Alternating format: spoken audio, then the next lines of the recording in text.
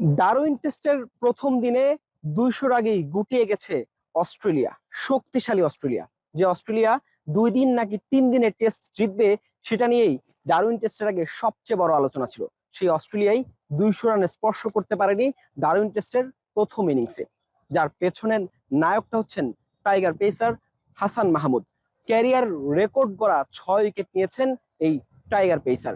Steve Smith, Travis Head, Jake Weatherald সহ মোট 6টি উইকেট নিয়েছেন তিনি এই ডারউইনের মারারা ক্রিকেট গ্রাউন্ডে। প্রথম বাংলাদেশি হিসেবে অস্ট্রেলিয়ার মাটিতে গড়েছেন 5 উইকেট শিকারের অন্য এক রেকর্ড। সেই সঙ্গে অস্ট্রেলিয়ার বিপক্ষে প্রথম বাংলাদেশি পেসার হিসেবেও 5 উইকেট নেওয়ার কীর্তি করেছেন হাসান মাহমুদ। এর আগে মোহাম্মদ রফিক এবং সাকিব আল হাসান, এই দুই স্পিনার অস্ট্রেলিয়ার বিপক্ষে 5 উইকেট শিকার করেছিলেন। দিনের শুরু থেকেই কোনো বল ইনসুইং, কোনো বলে আউটসুইং, দারুণ সব ডেলিভারিতে নাস্তানাবুদ করেছেন অজি ব্যাটারদের। একের পর এক উইকেট শিকারে কোণঠাসা করে রেখেছিলেন অস্ট্রেলিয়াকে।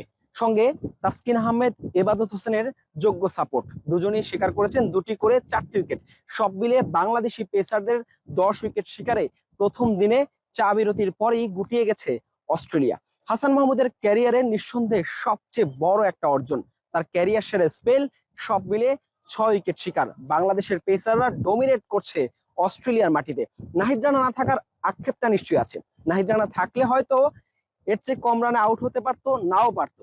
তবে এই উইকেটে নিঃসন্দেহে নাহিদ রানার গতি, সুইং, বাউন্স সব মিলে অস্ট্রেলিয়া আরো কোণঠাসা হয়ে থাকতে পারতো। নাহিদ রানাকে অস্ট্রেলিয়ার ব্যাটারদের আরো বেশি নাচাতে পারতেন, সেসব প্রশ্ন তো আছে।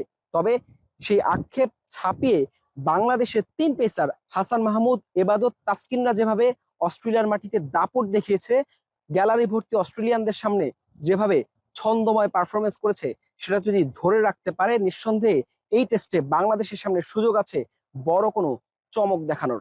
আর মাউন্ট মঙ্গানুইতে যেমন এবাদত হোসেনের দারুণ এক স্পেলে নিউজিল্যান্ডকে নিউজিল্যান্ডের মাটিতে হারিয়েছিল বাংলাদেশ, এবার কি হাসান মাহমুদ, এবাদত, তাসকিনদের দারুণ নৈপুণ্যে অস্ট্রেলিয়ার মাটিতে কোনো চমক দেখাতে পারবে? যে ডারউইনে 23 বছর আগে আন্তর্জাতিক ম্যাচের যাত্রা হয়েছিল বাংলাদেশের ম্যাচ দিয়ে, যেখানে 2.5 দিনেই বাংলাদেশ হেরে গিয়েছিল ইনিংস ব্যবধানে, সেই 23 বছর পর বাংলাদেশ ডমিনেট করছে অস্ট্রেলিয়ার মাটিতে।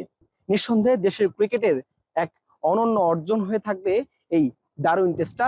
দেখার বিষয় শেষ পর্যন্ত বাংলাদেশ এই পারফরমেন্সের ধারাবাহিকতা কতটা ধরে রাখতে পারে। Hasan Al Maruf, Jamuna sports, Marrara cricket ground, Darwin, Australia.